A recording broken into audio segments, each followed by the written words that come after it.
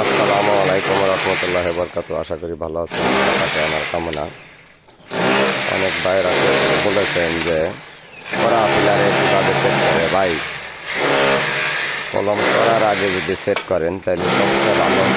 করা পিলারে সেট করে রাখলে ড্রিল মেশিন দিয়ে সাইড অ্যান্ড অন লাগে। 6-এর পিলারে 6 ঢুকবো না,